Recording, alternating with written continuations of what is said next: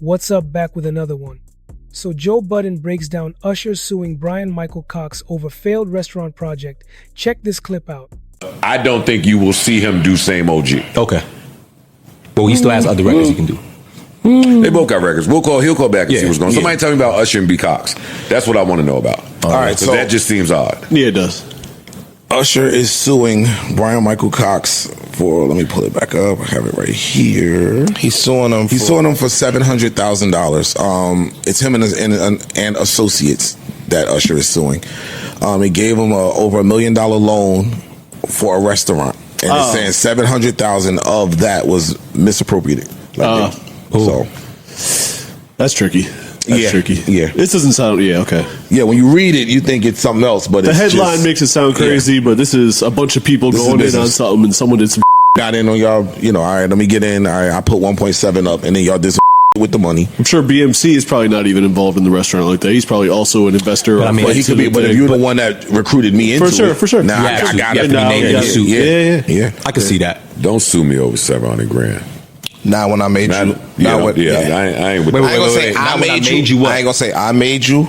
Not what I contributed to. Let me ask you a question. Say the statement first. Go ahead. Go ahead. Say the statement first. Do you think Usher is Usher without Bryan Michael-Cox? Yes. Okay. Let's that up. We're just gonna do a lot of arguing today. Respond to it.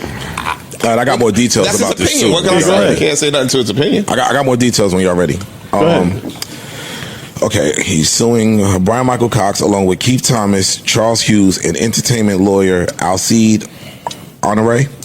It's a $1.7 billion loan. The restaurant never opened.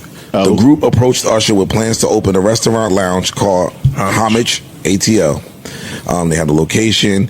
Usher didn't want to invest, but he agreed to loan them $1.7 million. He wired the money to a trust account in January. Months later, the property still wasn't purchased. Over the summer, Usher requested repayment. He received $1 million, but $700,000 is still missing.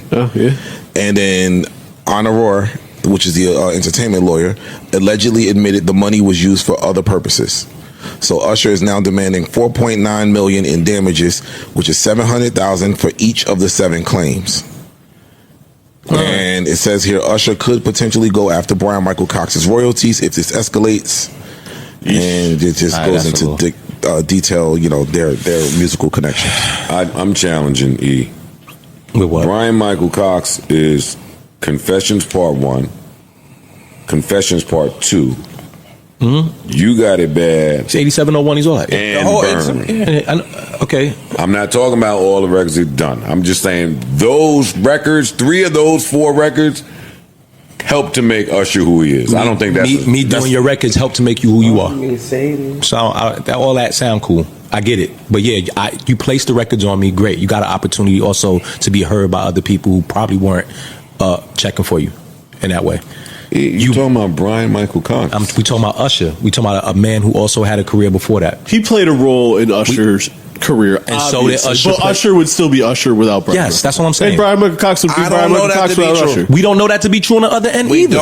I'm not saying that. You can't say Usher would be Usher without Confession. You can't say Usher is Usher without the let's say this that he named. He could very much so give those records to other people, and those other people cut those records, and they don't hit as hard because they're not attached to Usher. So as much as you get credit for going ahead and creating a record, B-Cox is on Mad Mariah records. B-Cox is but Usher also has a bunch of other hits with other producers. So what does that matter? Confessions. Confessions, E. Come on, man. Confessions is all I'm saying. Is Jay-Z without Hard Knock Life? What's? No. I'm asking a question. No. And he got 16 albums. How many other 13. albums? But why y'all negating all the other people that he worked with that also provided him with hits? We're not. We're just saying that. No, we're not negating that. It's just saying that this album right here is the one that cemented him. Like, again, you could have been on the rise to become that, but this album, Confessions, was your I'm here.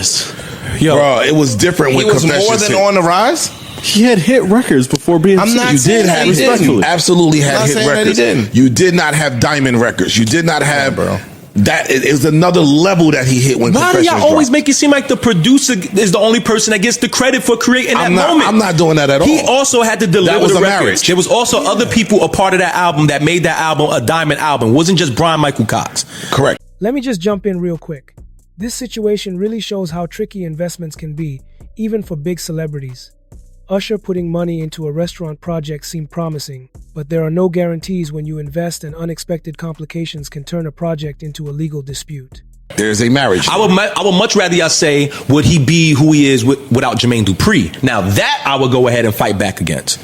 I would go ahead and say no, not at all. Is Confessions without Bryan Michael-Cox? No. But Confessions isn't Confessions with a lot of people not attached to it. Dre and Vidal, the Robin Thicke record. There's a bunch of people who contributed to that album. What are you talking about? I don't know what. I don't know either. I'm usually with him. And he's screaming. What I'm saying is this. If you take, I'm saying, I don't want to fight. You take away You Got It Bad, you take away Confessions, and you take away Burn. Those 3 albums alone. That's not albums, songs. I mean songs, pardon me. Those 3 songs alone are really pivotal in what Usher became after. So it's Yeah. So then, So if you it's so Make Me Wanna, so it's Making Me Wanna. So is You Don't You Remind Me. So is all those other records. Those Nice and records Slow. held. Nice and Slow is a number 1. You Make Me Wanna is a number 1. Yeah, I like 8701 better than Confessions. I stand uniquely in that, I think, in this room. What I'm saying is Confessions catapulted Usher's success and his celebrity status to another level post 8701. And Bryan Michael-Cox cannot be given the credit for that. Debatable. Yeah. Yes, but Bryan Michael-Cox cannot be given the credit for that. The sole credit. The sole credit. We're not saying I'm Nobody's not saying giving he him is full sole credit. credit. So why would you even mention would he be who he is without him? It's very possible he could have went and got other producers to fill in those slots to give him just as If compatible Bryan records. Michael-Cox never met Usher, he got Mariah Carey, Destiny's Child. Anybody that's big. And if Usher never worked with Bryan Michael-Cox, he still has Pharrell and he still has Sean Garrett and other people.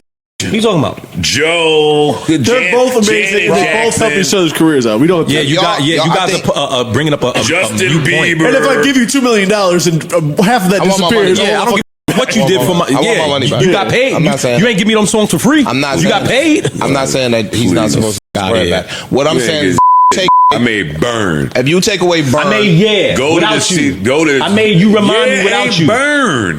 Yes, it is. It's a number 1 record. What the f*** you Now talking you're about about? to talk. Now you metricing me, singer man. we're talking about money. We talking about money. We talking about the bigger records. No, I said that Yeah is not Burn. I didn't speak about its place on the chart. We don't get to Burn without the Yeah. Yeah ain't Burn. What's up? So what are my thoughts about this? Here's the thing. The Usher and Bryan Michael-Cox situation highlights a recurring theme in celebrity investments. No matter how big your name or experience, there are never guarantees. Investing in projects like restaurants, clubs, or startups comes with risks, and it's common to see disagreements turn into lawsuits when things go wrong. Joe Budden breaking this down gives us insight into how even well-known figures can get caught in complicated financial and legal scenarios. Usher seeking nearly $5 million in damages shows the scale of the stakes, but it also illustrates a broader lesson for anyone investing in ventures. Success is never certain.